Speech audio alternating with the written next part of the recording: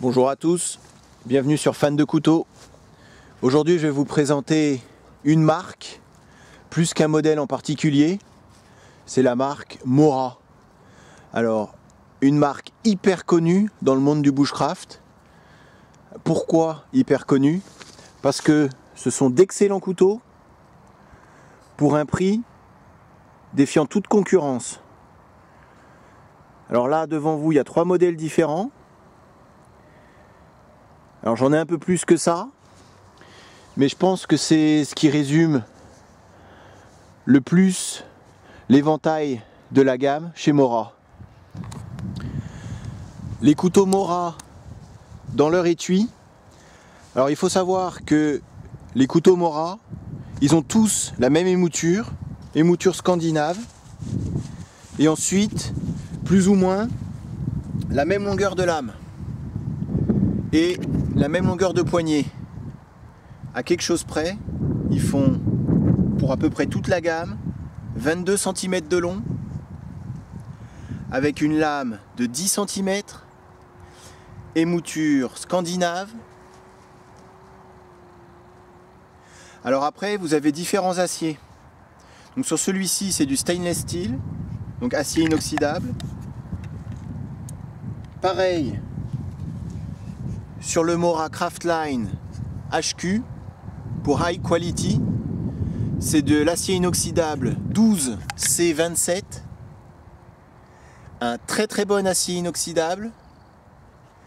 Rasoir comme sur tous les Mora, je précise à chaque fois, mais ça, Mora, ils font un excellent travail sur l'affûtage de leur lame en sortie de boîte, et c'est un des aciers inoxydables qui est considéré comme l'un des meilleurs.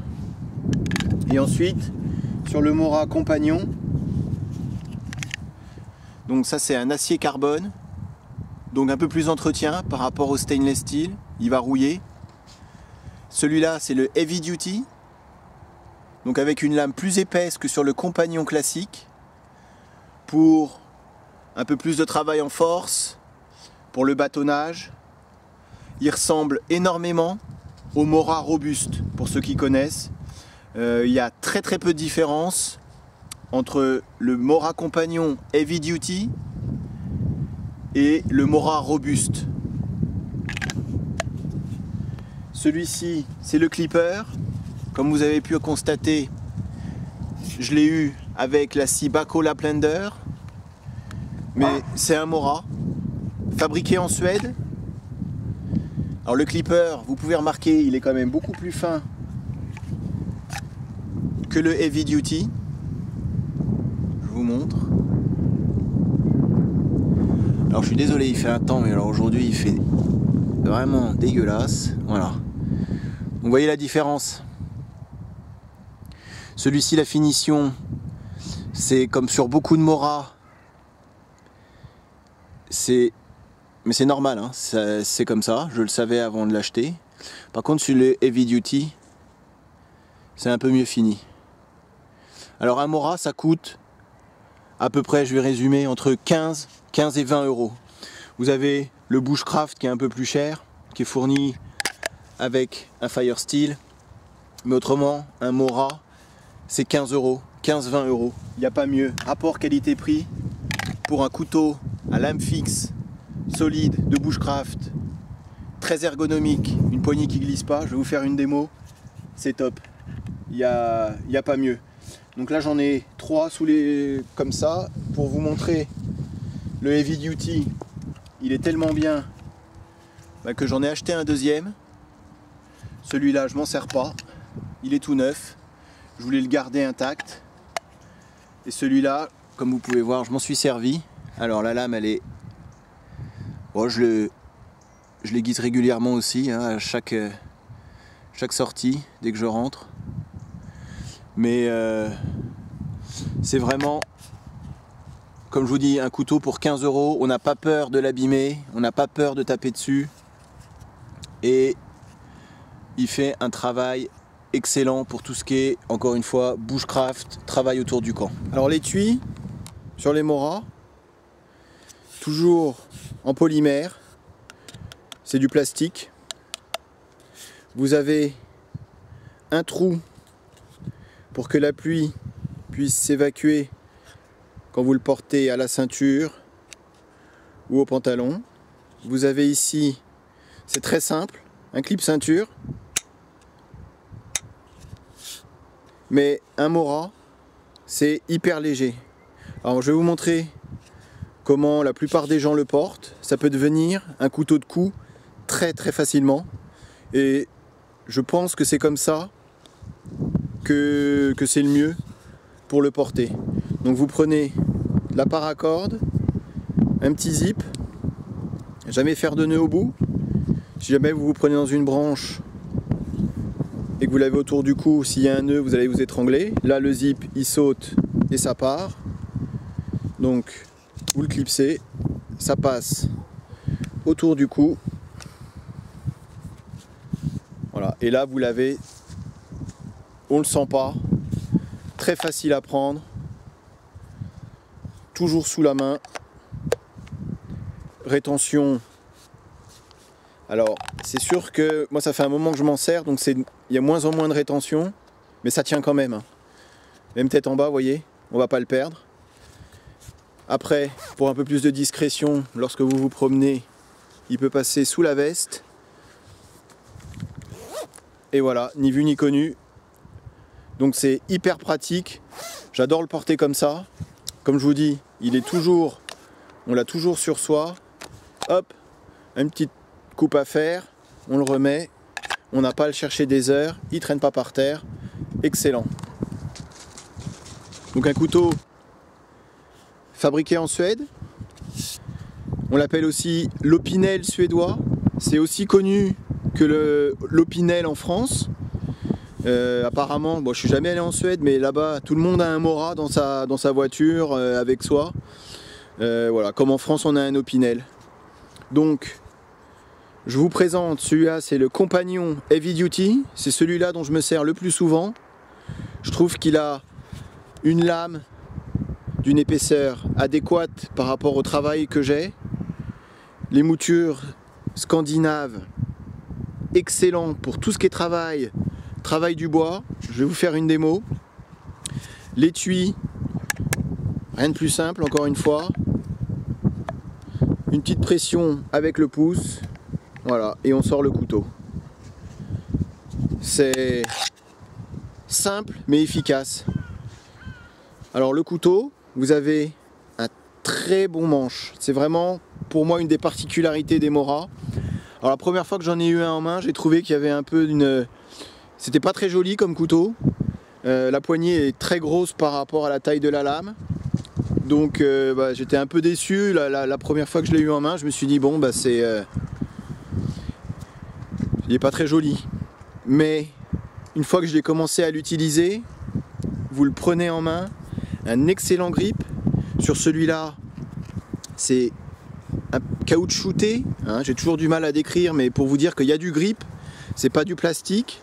Là, il y a du plastique ici. Mais donc moi j'ai des mains de taille moyenne, une taille idéale, bien galbée. C'est vraiment fait pour du travail. On sent qu'on va pouvoir travailler très longtemps avec. Aussi, une des particularités des Mora, c'est que c'est hyper léger. Le couteau, il ne doit pas dépasser les 100-150 grammes maximum. Hyper léger, je ne l'ai pas pesé. Je vous le mettrai dans les commentaires, le poids exact. Surtout que celui-là, il est un peu plus lourd à cause de l'épaisseur de la lame. Mais c'est vraiment hyper solide. Alors, c'est pas du full tang, c'est-à-dire que la lame s'arrête aux 3/4 de la poignée. Donc ça va être peut-être plus fragile qu'une plate semelle. Regardez ma vidéo sur le SI4, vous verrez que ça c'est un couteau, le SI4, on peut faire tout ce qu'on veut avec. Avec celui-ci peut-être un peu moins. Maintenant c'est pas le même prix non plus. Celui-là il doit coûter 15 euros le normal et on va dire 19 euros le heavy duty. MG, pour ceux qui cherchent sur internet, MG ça veut dire military green, donc un vert militaire, hein, c'est comme ça avec la pochette. Alors il n'y a pas de trou pour la dragonne, sachant que c'est pas fait pour faire de la coupe à la volée, hein, c'est très léger donc ça va pas être très efficace. Maintenant, avec c'est pas full tank, vous pouvez avec une perceuse, vous faites un trou là dans la poignée, enfin dans le bout de la poignée, et vous passez la dragonne. Bon, je l'ai pas fait parce que j'en vois pas l'utilité, mais je sais que c'est faisable. Alors je sais que ça intéresse tout le monde, je vais vous faire une démo de coupe avec ce couteau.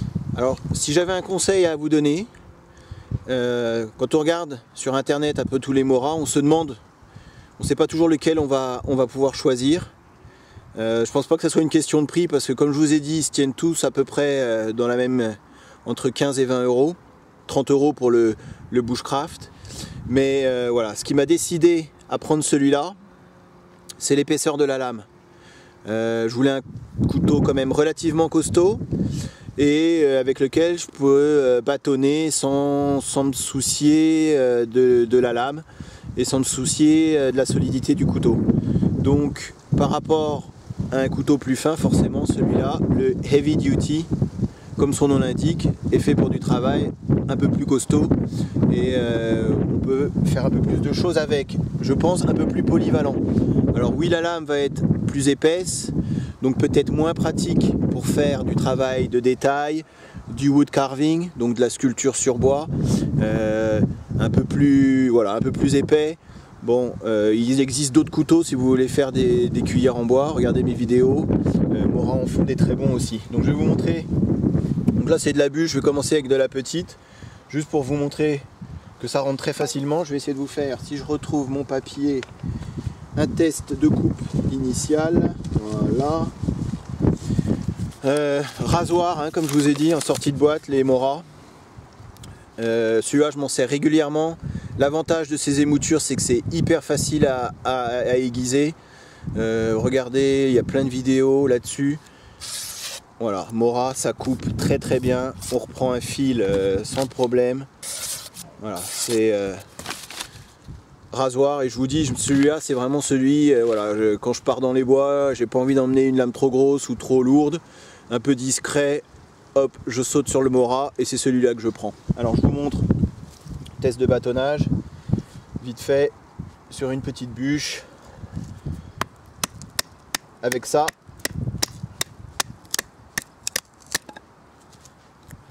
Voilà, ça fend. Et après, on peut faire encore plus petit. Quand vous êtes préparez votre feu.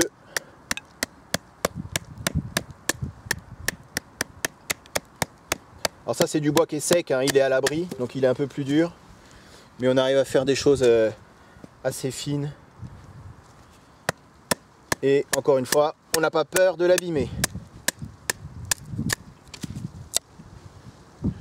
Voilà, ça c'est ce qui va prendre le mieux.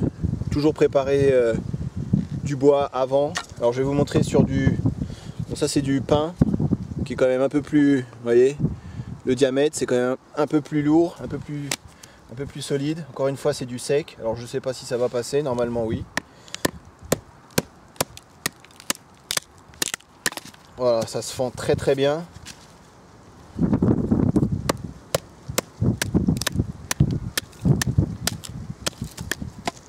Et là, j'hésite pas à taper dessus grâce à l'épaisseur de la lame.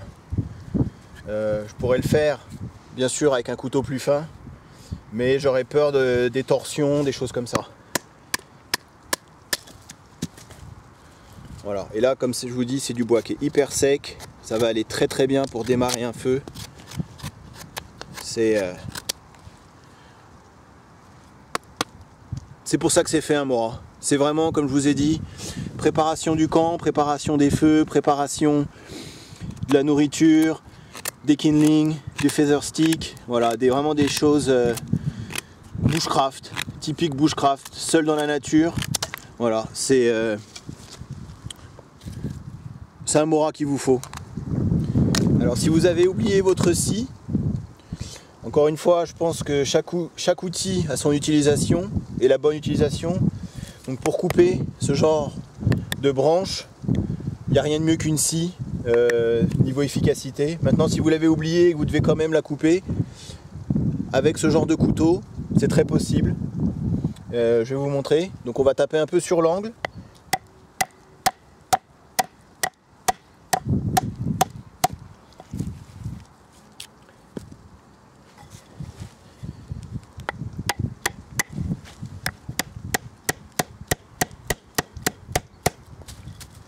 Voilà. Alors c'était peut-être pas le meilleur bois, je vais réessayer avec un autre morceau. Mais ça marche très très bien. Voilà, ça casse. Ça c'est les moutures scandinaves. Une fois que vous avez passé cette zone de coupe, la lame s'épaissit et donc ça écarte le bois et ça le fend. Bon là j'ai pas fait exprès, mais ça marche très très bien. Donc je vais vous le répéter souvent dans mes vidéos. Le but des vidéos que je fais, c'est pas de vous montrer toute ma collection et de vous dire regardez tout ce que j'ai, pas du tout. C'est vraiment voilà, pour ceux qui hésitent entre des modèles. Je sais que moi, qu'avant de m'acheter un couteau, je regarde souvent les vidéos qu'il y a sur YouTube pour voir un peu ce que les gens en pensent, les capacités, la coupe, la forme, les dimensions, enfin toutes ces choses-là.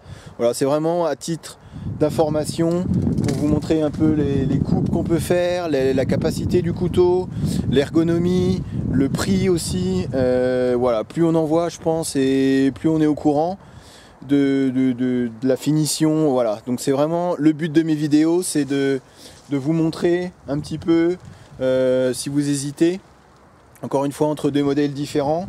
Je dis pas que j'ai tous les modèles, je dis pas que j'ai tous les couteaux, loin de là, mais voilà, je pense que ceux que je vous présente sont représentatifs des marques en tout cas. Donc là je vais vous faire un petit test de coupe sur du bananier. Alors c'est hyper facile à couper le bananier, je sais pas si vous avez déjà coupé, mais c'est hyper agréable, ça se coupe tout seul. Voilà, c'est con qu'on soit pas dans la jungle, mais ça va tout seul. Et avec ce couteau, voilà, donc ça sert à rien, on est bien d'accord, mais c'est toujours plaisant.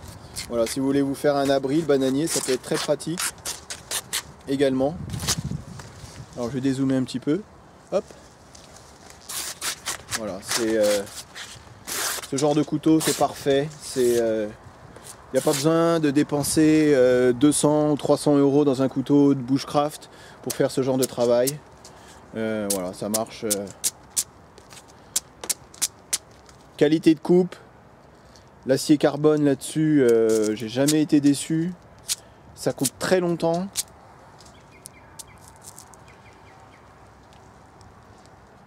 Voilà, c'est vrai que c'est pas mal le bananier finalement. Alors en plus là c'est l'hiver, donc on va le scalper de toute façon. Donc j'en profite pour vous montrer un petit peu quoi. Mais ça va super bien hein.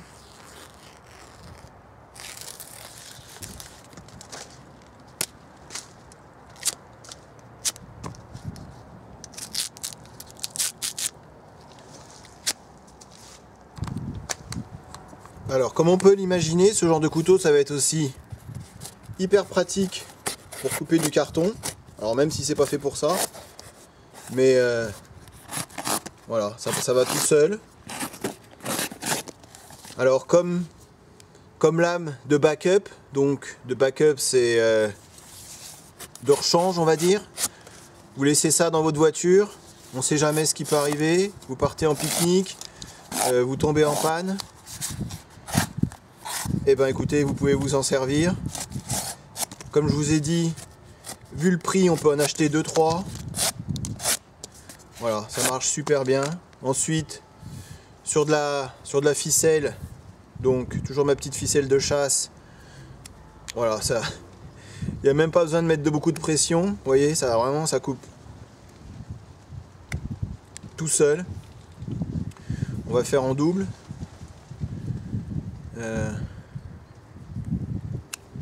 Ouais, ça marche nickel hein. Et j'ai fait toutes les coupes avant, je vous ai montré le bâtonnage, les choses comme ça. Voilà, ça va tout seul. Même en coupe appuyée. Non vraiment, si je vous passe autant de temps pour vous montrer différentes coupes avec ce couteau, c'est que vraiment je le conseille énormément. Vous allez dire tous les couteaux que je monte je les conseille. Oui, mais celui-là encore plus que les autres. Mora, rapport qualité-prix, honnêtement vous trouverez pas mieux. Il n'y a pas mieux. C'est pour ça que dans beaucoup de vidéos de bushcraft, de gens qui partent camper dans la nature, vous les voyez, hein, ils ont tous un Mora autour du cou, où ils se servent d'un Mora à un moment donné. Parce que pour 15 €, c'est des couteaux qu'on n'a pas peur d'abîmer. qui font un excellent travail. Les moutures scandinaves excellentes.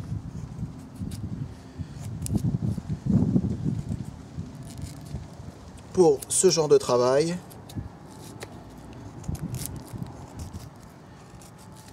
Sans trop de fatigue.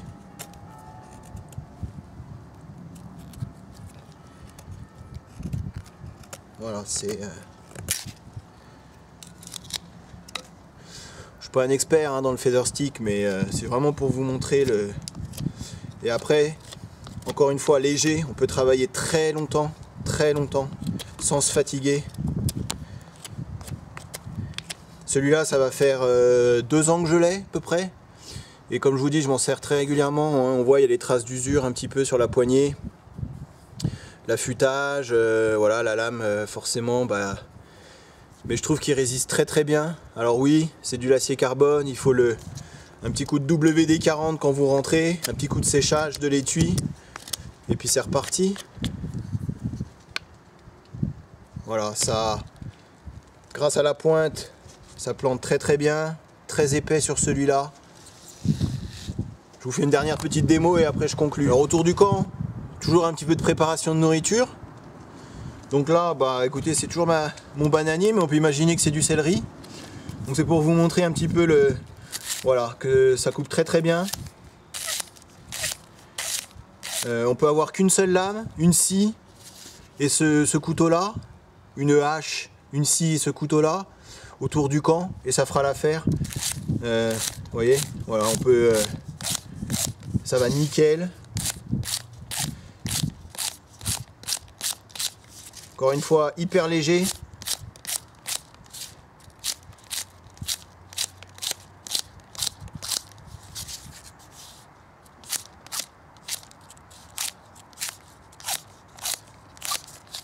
Voilà. Après, on peut se faire un petit peu de petit bananier rissolé.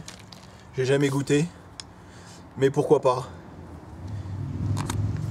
Alors pour conclure, vraiment vite fait, j'ai déjà tout dit sur ce couteau. Rapport qualité-prix imbattable, un étui correct, rétention correcte, un acier correct, une poignée correcte, tout est correct sur ce couteau et le prix est plus que correct.